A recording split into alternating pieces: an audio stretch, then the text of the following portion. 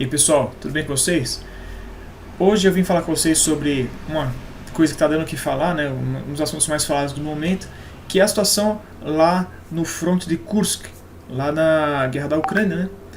Essa região dentro da Rússia, na verdade, né, e que agora está se encerrando, na verdade, né?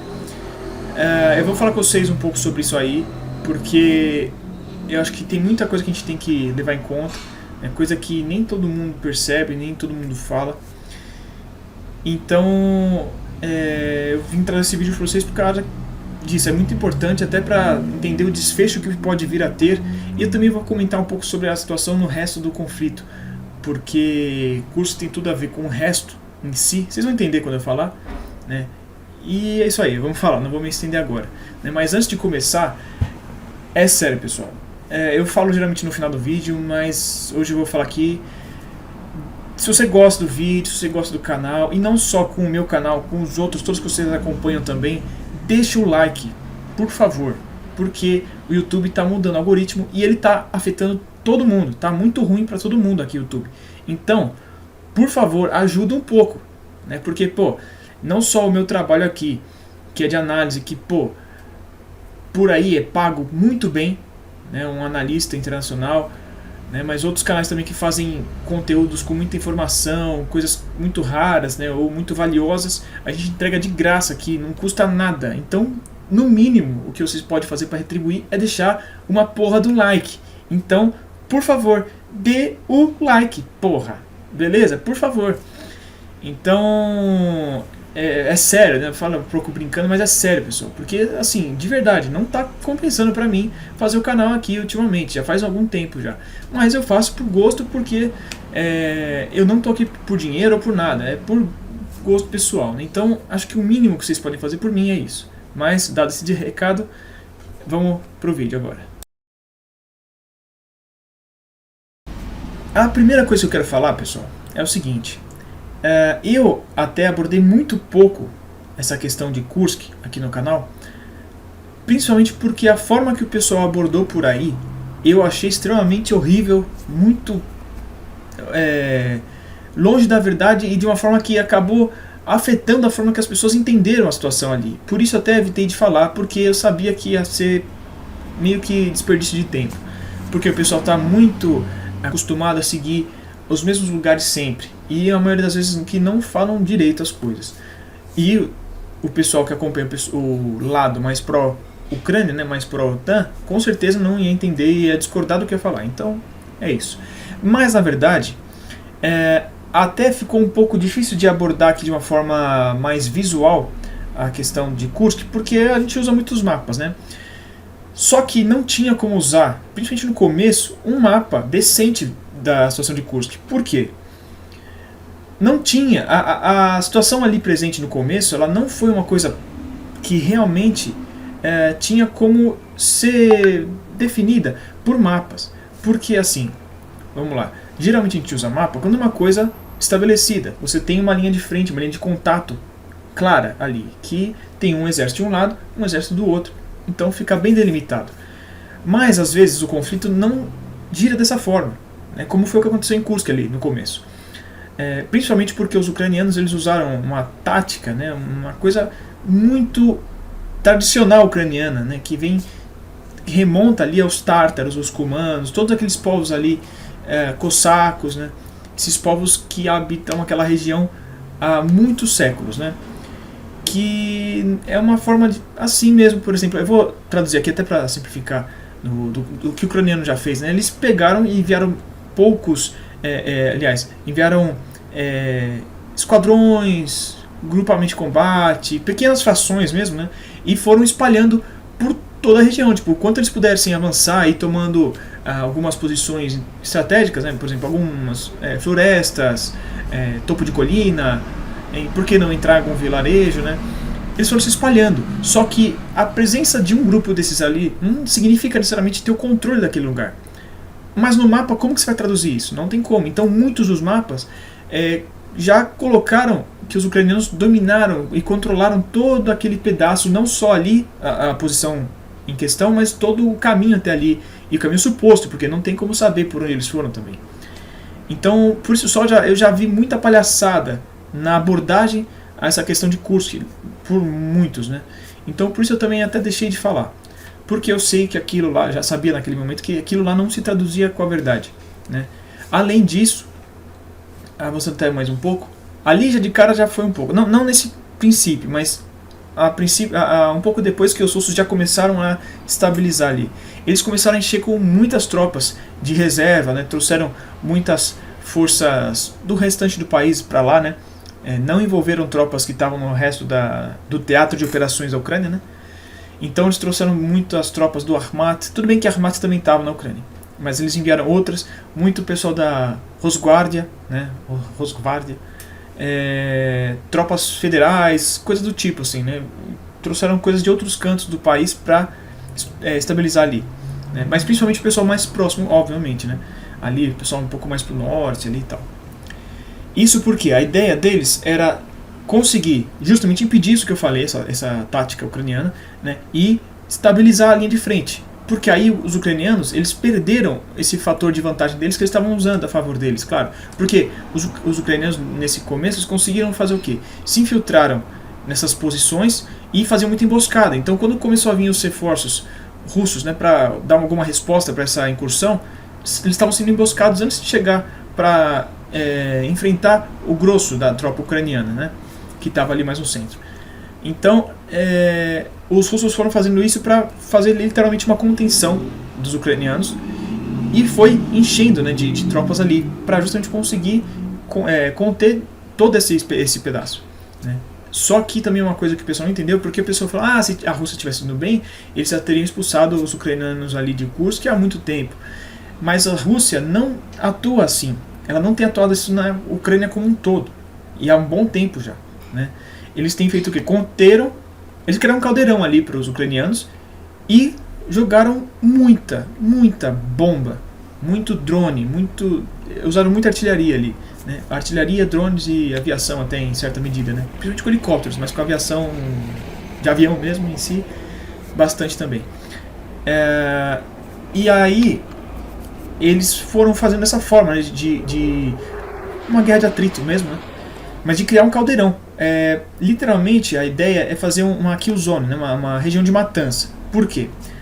Não só nesse caso, mas a gente já fala disso desde o começo da guerra praticamente.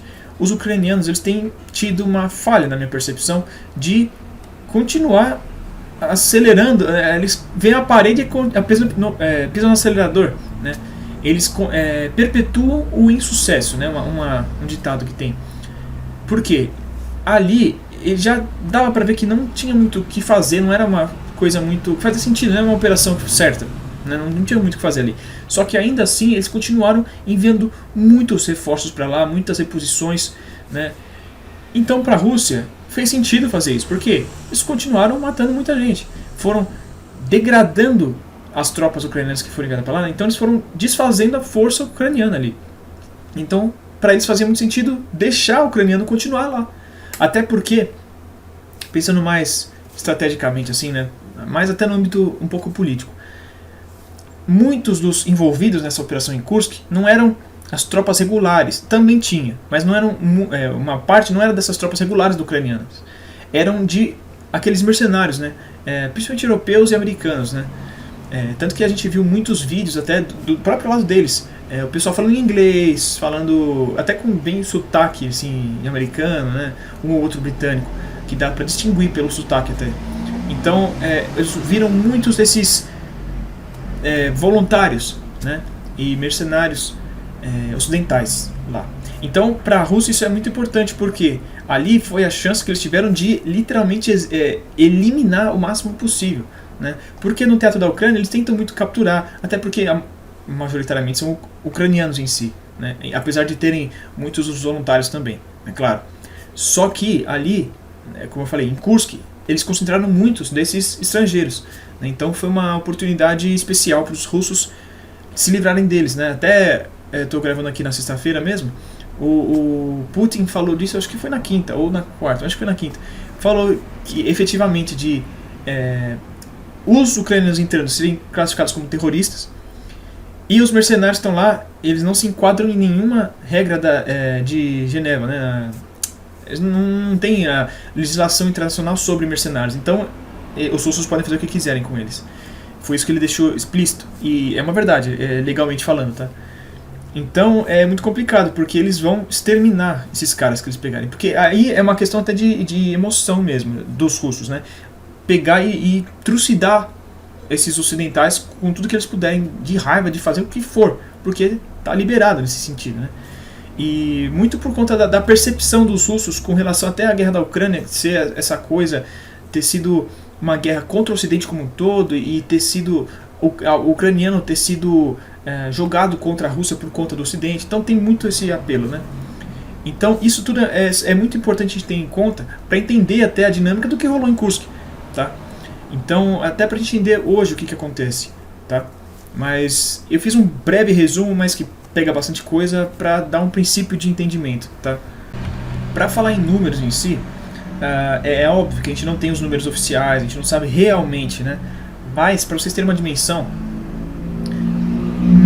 no início dessa operação ucraniana, né, lá em Kursk, acredita-se que tinha um número entre 10 e 20 mil tropas ucranianas, né? Eu acredito num número ali de 12 mil, algo próximo disso, não mais de 15 mil, mas entre 20 e 10 com certeza, né? Os russos ali, eles não estavam nem um pouco preparados para receber uma operação dessa, né? Tanto que os ucranianos conseguiram avançar muito rápido, bem a fundo, por conta disso até. Agora de cabeça não me recordo, para falar a verdade, o número de tropas que tinham ali, mas era, por exemplo, simplesmente tropas de fronteira ali, né? Guardas de fronteira. Os russos tinham muito poucas tropas, mas logo com o tempo já começou a chegar mais. Eu lembro que em poucas semanas, acho que na segunda semana dessa operação, tinha algo em torno já de 40, 50 mil russos ali para conter. Mas também vamos entender que a Ucrânia, ela estava com tropas concentradas, em tese, né? Vamos dizer assim, só para vocês entenderem, estou simplificando, né? Eles tinham esses 20 mil aí, vamos dizer, 12, 20 mil, né? Na mesma região, no mesmo pedaço. Então eles conseguiam concentrar essa tropa em um determinado lugar. Enquanto os russos, eles tinham que guarnecer, eles tinham que se posicionar para defender toda a linha de frente. Por isso também que eles tiveram um efetivo muito maior nesse momento aí, né? Mas isso não se traduziu numa superioridade numérica efetiva nos confrontos, porque, como eu falei, a Ucrânia, por estar propondo o confronto, né, por estar a iniciativa, eles concentraram as tropas deles em determinados pontos e foram avançando, né? Por isso que eles dominaram, por exemplo, a cidade de Suja, né? Enquanto os russos já estavam, né, tentando conter. Mas mesmo assim, a gente não tem como saber muito os números. Os russos não passaram de ser 60 mil ali, até onde eu consigo dizer, né? Porque às vezes pode ter sido muito mais, muito menos, a gente não tem como saber efetivamente, né? Mas só para dar uma dimensão aí, que realmente foi uma batalha que não foi tão pequena, teve um grande efetivo, né? Apesar disso, como eu falei, os ucranianos não ficaram com esse número aí, até como eu falei, né?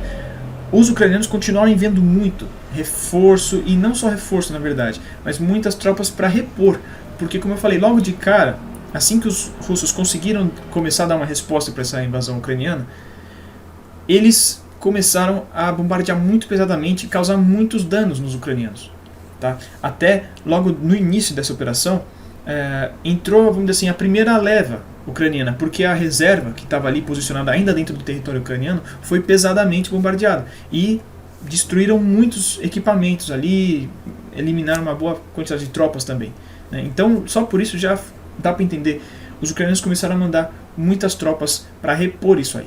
Aí vai naquilo que eu falei agora há pouco, né, do atrito que os russos proporcionaram ali,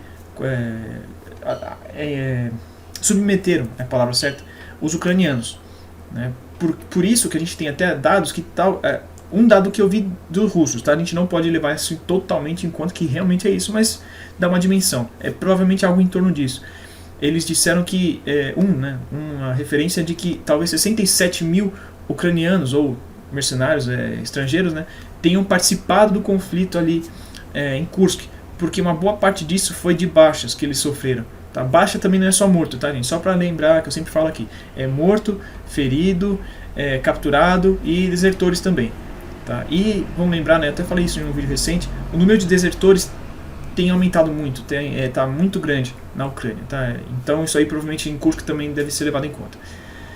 Mas então, só para dar uma dimensão que, os ucranianos foram mandando, foi um moedor de carne ali, ucraniano mesmo. Eles continuaram mandando muitas tropas e os russos só moendo essa carne, né? Agora chegou o momento então que eles viram que o ponto já estava bom e decidiram acabar com a brincadeira, né? Vamos dizer assim, porque os ucranianos já estavam bastante depauperados ali, né? E os russos já com uma situação bem considerável, né? E agora, claro, a decisão de encerrar esse front é por questão política. A gente pode ver até com relação às notícias, né? Essa discussão toda aí do Trump, da Ucrânia, do Putin, né? Com esse cessar-fogo possível aí, né? Até porque, para vocês verem que isso não é só da parte da Rússia. No dia que começou a ser falado sobre isso, a Ucrânia, no mesmo dia, a Ucrânia fez o maior ataque contra Moscou, o maior ataque de drones que a Ucrânia fez nessa guerra. Enviou mais de 300 drones contra Moscou, né? Então, isso são ações no âmbito militar, mas que elas têm o impacto, é direcionada ao âmbito político, tá? Então, até essa operação de Kursk também foi acho que 2 dias depois de começar isso, né? Alguma coisa assim, também para demonstrar muito claramente que, tá bom, é pra assim, porque uma coisa importantíssima de se falar aqui, porque a própria operação de Kursk, ela também é uma operação totalmente voltada para o âmbito político e muito para trabalhar a parte psicossocial geral, não só infligir danos no psicossocial russo, aumentar o favorecimento, né? Melhorar a situação psicossocial ucraniana e também, vamos dizer assim, vou simplificar, fazer uma propaganda a favor da Ucrânia na mentalidade no mundo como um todo, né, no resto do mundo, né, que favoreça a Ucrânia, né, tipo tentando mostrar para o resto do mundo que a Ucrânia está bem ainda, que está até causando dano dentro da Rússia. Só que isso saiu pela culatra, na minha opinião, até porque assim não tinha como ser bem sucedido isso. Para começo de conversa, e já vou terminar por aqui. Mas então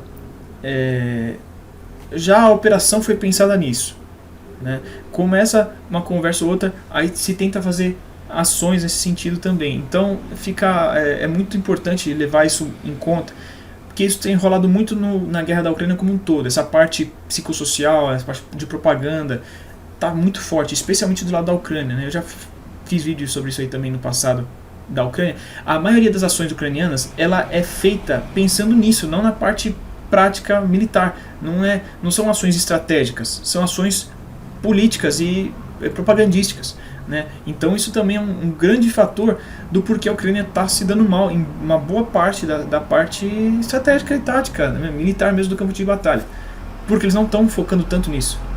Então, vamos lá, qual que foi esse grande ponto da guerra, da operação de Kursk, né, para a Ucrânia? Logo de cara, tem 2 pontos, já logo literalmente do início da operação. Eles concentraram lá um grande número das melhores tropas deles, não só unidades de operações especiais, né, mas também algumas das melhores unidades de infantaria motorizada, da infantaria de mais elite mesmo, assim, né? As melhores unidades, algumas delas, né? Que foram destroçadas, como eu já falei. Algumas ali realmente sofreram um dano tão significativo que tiveram que tomar algumas outras medidas, como algumas elas tiveram que se mergir, como que fala? Somar a outras, né? Se fundir com outras, né? Algumas voltaram para a retaguarda para ser reconfiguradas, né, reformadas, né? Realmente foi um golpe muito grave, né? De verdade, acho que teve 2 que conseguiram retrair sem ter tanto dano assim, porque elas acabaram sendo enviadas recentemente para reforçar ali outros lugares do front. Mas a maioria teve um dano significativo, e até essas unidades de operações especiais acabaram sendo usadas muito ruim, porque no princípio ali, como eu falei, aquela forma inicial, elas eram ótimas para isso, elas foram perfeitas para isso. Inclusive, é a forma que se usa tropas de operações especiais. Mas o problema é que depois que se consolidou a linha de frente, eles acabaram sendo usados como infantaria normal. Então se acabou desperdiçando seus melhores soldados numa trincheira normal. E pior ainda, às vezes, tipo, sendo destroçados por artilharia, ou seja, nem acabaram sendo efetivos no confronto contra outra infantaria inimiga, né? Podem ter sido simplesmente desperdiçados realmente por conta desse uso, né? Então, só por isso já foi um grande dano, já foi um grande revés para a Ucrânia essa operação, por conta disso só, né? Mas como eu falei também, mais ainda pelo custo que foi de ter que alocar mais militares, né, nesse teatro que não tinha o menor valor real para a Ucrânia, né? Não tinha o menor motivo real da Ucrânia fazer essa operação em Kursk, né? Não tinha nada valioso ali para eles conseguirem, né? Só essa parte de propaganda. E eles tiveram que gastar o principal recurso que eles estão em falta, que é militares, que são militares, né? São combatentes, né? Que já estão sentindo muita falta disso como um todo, e ainda pegaram e desperdiçaram nisso, né? Isso causou o quê? A falta desses recursos justamente no restante da linha de frente. Então a gente tem até mapas, eu vou ver se eu acho aqui para colocar para vocês, se tiver, deve estar aí na tela, senão eu vou ficar devendo, porque eu cheguei a ver, mas não recebi, né? Eu vi por aí. Mas você tem um avanço absurdo dos russos, né? Especialmente em alguns determinados frontos, justamente por quê? Porque as tropas que eram para estar protegendo essas linhas de frente foram enviadas para Kursk, né? Ou então algumas reservas que poderiam contribuir para a defesa estavam lá também, né, em um lugar muito longe. Então acabou, na verdade, atendendo muito mais aos interesses russos do que os ucranianos essa operação, tá? Então isso aí é muito importante a gente ter em conta, porque acabou impactando toda a situação na guerra da Ucrânia, né? A gente pôde ver, foi nesse momento que teve aquele grande avanço russo ali na região de Pokrovsk, né? Depois de Avdiivka, né? Todo aquele avanço que fez a Rússia foi depois da operação de Kursk. Aquelas tropas que foram lá poderiam muito tranquilamente, ou talvez nem tão facilmente assim, mas podiam muito, com certeza, ter contribuído para evitar que a Rússia tivesse avançado tanto. Pelo menos tanto, se não fosse evitar o avanço de uma forma geral, né? Mas não só ali, mas na região mais ao norte, né? Também ali na região do rio Oskol, né? Também os russos conseguiram avanços muito significativos em determinado momento, que estão alterando a situação ali, que provavelmente, eu ia falar depois, mas provavelmente já está sendo formada a base para futuras operações russas ali, né? Também que só foi possível por conta disso, né?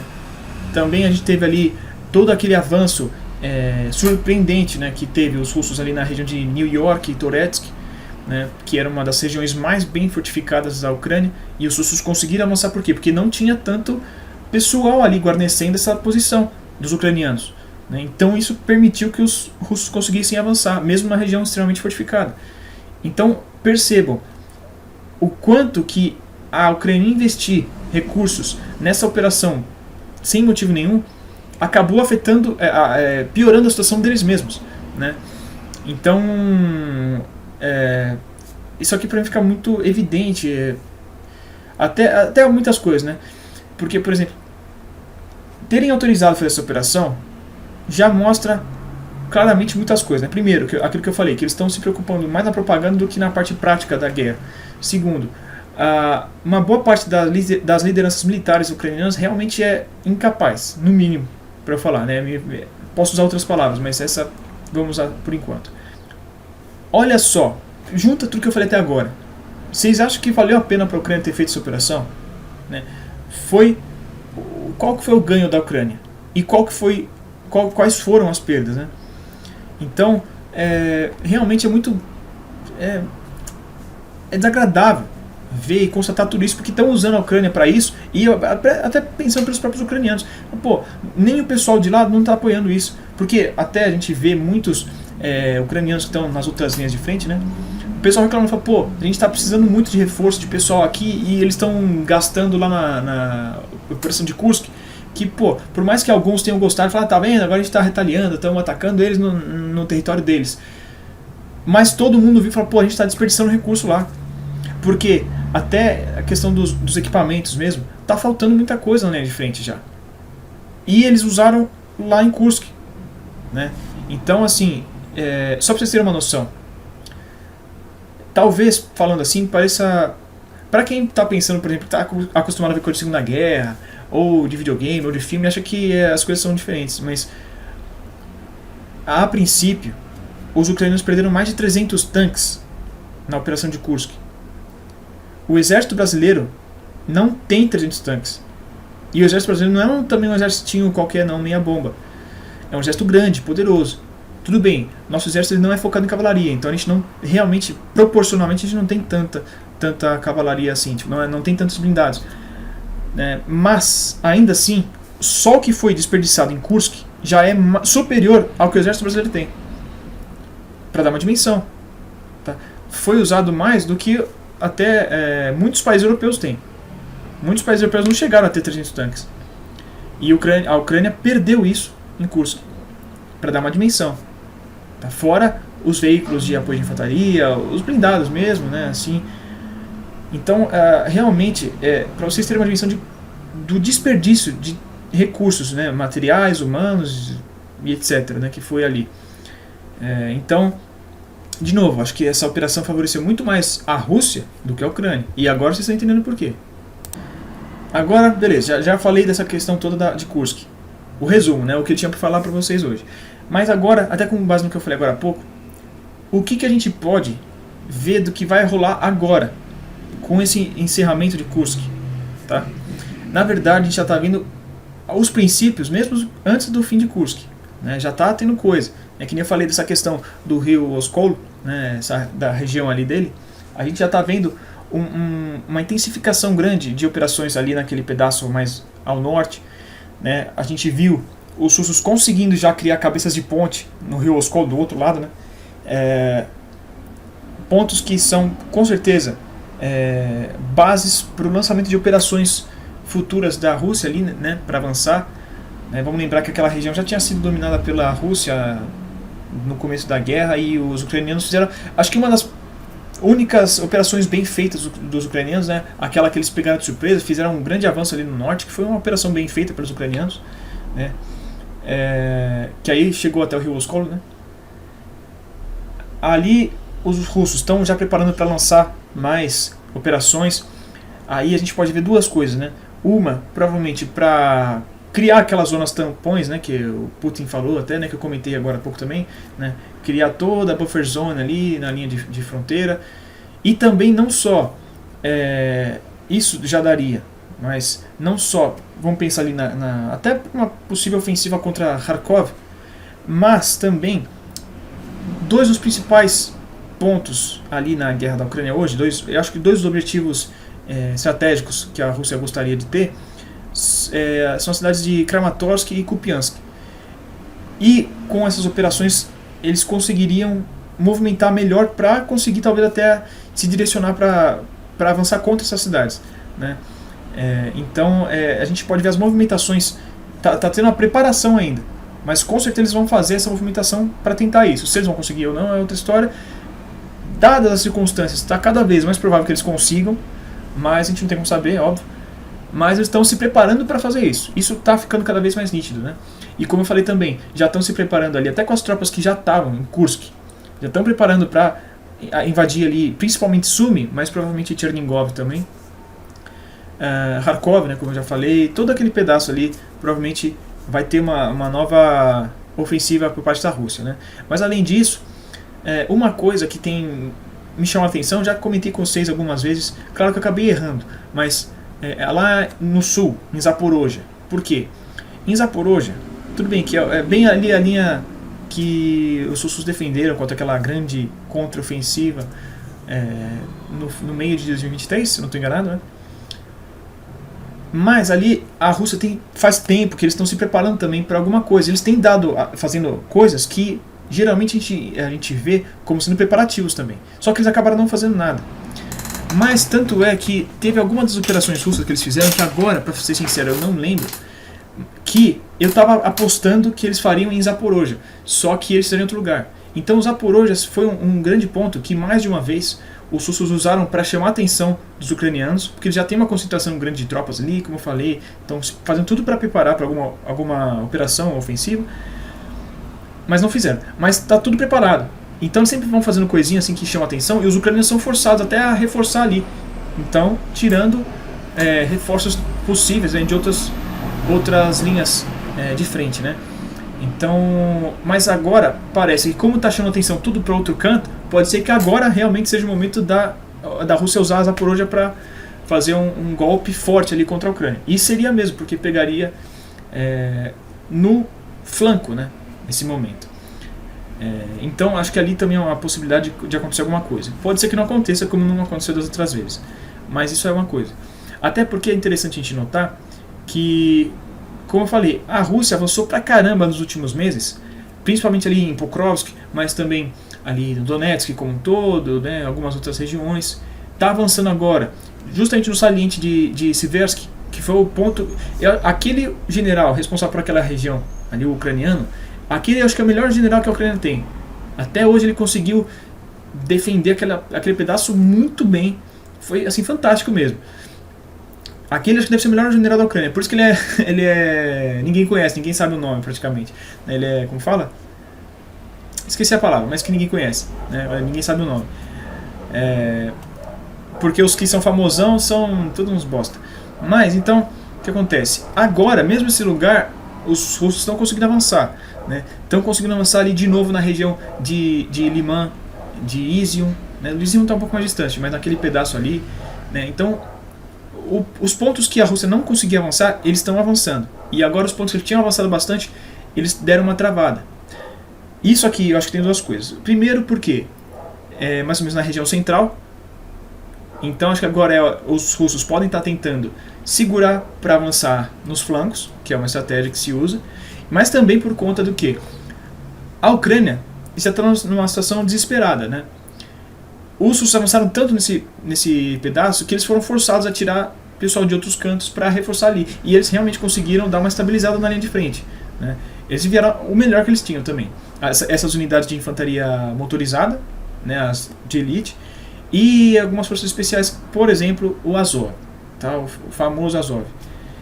Então eles conseguiram realmente dar uma segurada na linha de frente, mas isso abre espaço para aquilo que a gente já falou. Pode vir agora dos flancos, essas grandes ofensivas, que se acontecer de verdade, pode ser o princípio de uma capitulação da Ucrânia. De verdade, assim, falando honestamente. Pode não ser, mas pode ser que realmente capture, porque a Ucrânia não tem mais condições de sustentar. Não dá mais. Eles não têm mais manpower para sustentar a guerra, eles não conseguem mais. Eles já estão na luta para conseguir pegar a rapaziada, né, os moleques ali de 18, 17 anos de idade. Porque todo mundo acima de 25 já foi. E acredite, é triste até falar isso, mas estão raspando o tacho, estão pegando até gente deficiente. E não só deficiente fisicamente, mas até gente com deficiências psicológicas de certa forma ali. Então, isso para mostrar o grau de desespero que eles estão. E muito disso por culpa deles mesmos, porque eu falei, muitos do que eles já tiveram desperdiçaram de uma forma completamente errada. Muitas vezes, não só aí, mas muitas vezes ficam sustentando posições que não tem por que sustentar, né? Ficam enviando ainda mais tropa para sustentar uma posição que só vai ser mais atrito contra eles mesmos. Então, assim, em boa parte por incompetência da Ucrânia que eles estão perdendo de uma forma tão brutal, tá? De uma forma tão ruim para eles. Tá? É culpa deles mesmos, desses generais aí que são extremamente incompetentes. Eles têm os bons, mas a maioria, pelo menos os que estão mais acima, são os incompetentes, né? Então, assim, moral da história, essa operação de Kursk, o encerramento dela, né, tá sendo o princípio de uma coisa muito maior por parte da Rússia. Isso é o que eu acredito, é o que eu estou enxergando. Tá? Pode ser que nos próximos tempos aí a gente veja outras coisas que talvez não seja, né? Até porque tem toda essa discussão de cessar-fogo e tal. Falando já aqui para vocês, não vai rolar nada. Vai continuar rolando, porque a Rússia só vai aceitar alguma coisa quando for um acordo de paz definitivo. Cessar-fogo para eles não tem o menor cabimento, né? Então, mas de qualquer forma, tem muitas ações, né, muitas atitudes que se tomam que são políticas nesse sentido também. Por exemplo, a Rússia pode querer sinalizar que eles estão abertos à negociação, dando uma pisada desacelerada, né? Vão tirar o pé do acelerador, né? Isso é uma coisa que eles poderiam fazer. Por outro lado, pode ser o completo oposto. Vocês querem negociar paz? Tá bom, vai ser no meu com base no que está rolando no campo de batalha. Aí eles chegarem com tudo e mudar tudo, só para mostrar, falar, ó, vai ser do meu jeito. Tá? Que é basicamente o que está já acontecendo e o que eu acho que vai acontecer, é mais provável de acontecer. Né? Então, resumindo, é isso aí, pessoal. Eu sei que tem coisas que eu falei de uma forma mais simples, né, mais breve, mais rasa, né, porque senão seria muita coisa. A gente ficaria 3 horas aqui conversando e seria pouco ainda. Né? Mas o que eu estou falando aqui para vocês é para dar uma dimensão geral, para entender ali o que está acontecendo e o que está envolvido, né, não só ali em Kursk, mas no âmbito todo da guerra da Ucrânia. Né? Então, eu acho que eu consegui passar essa ideia aí. Então, por hoje é isso, pessoal. Espero que tenha sido um bom vídeo para vocês, que tenha feito sentido, né, o que eu falei aqui para vocês, né, que tenha agregado de alguma forma, para que vocês possam construir as suas próprias conclusões, né, a respeito dessa coisa de Kursk, da guerra da Ucrânia como um todo, etc. Né. Agradeço a todo mundo que assistiu até aqui, né, espero que tenha sido um bom vídeo, como eu acabei de falar. Né. E, de novo, pessoal, é extremamente fundamental para a gente continuar o nosso trabalho aqui, que vocês deem um apoio. Claro, quem puder dar um super chat aí, o super sticker, né? Der um pix, pô, tudo que é possível. Claro que ajuda, mas o mais importante de tudo é curtir o vídeo. É a coisa mais simples que tem. E é de graça, tá aqui do lado, não tem erro. Né? Claro, se puder comentar, compartilhar, ajuda muito mais também. Mas o mínimo é a curtida, tá? Isso é muito importante porque o pessoal passa, e não estou falando só por mim aqui, tá, gente? Eu estou falando por todo mundo. Muitas vezes as pessoas só assistem e não dá like, não tá nem aí, tá? Então é complicado porque recebe tudo de graça, né? Então, quem tá chegando agora, eu convido a se inscrever no canal, se gostou do assunto aqui, se gostou do vídeo, convido a ativar o sininho para não perder nenhum vídeo também, né? Porque o YouTube também tem deixado de mandar as notificações para muita gente. O like que eu acabei de falar, qualquer informação essa que você quiser, qualquer comentário, qualquer coisa pertinente, qualquer sugestão de assunto, deixa aqui nos comentários aqui embaixo também. E compartilha esse vídeo com quem você sabe que gosta desses assuntos, com quem você sabe que pode aprender alguma coisa, né, agregar no seu conhecimento. E é isso, pessoal. Agradeço mais uma vez ao apoio que eu recebo aqui de muita gente, né, pessoal que acompanha aqui o canal há bastante tempo. E agradeço também que assistiu até o vídeo até aqui, né? E é isso aí, pessoal. Por hoje eu vou encerrando por aqui e espero vocês no próximo vídeo.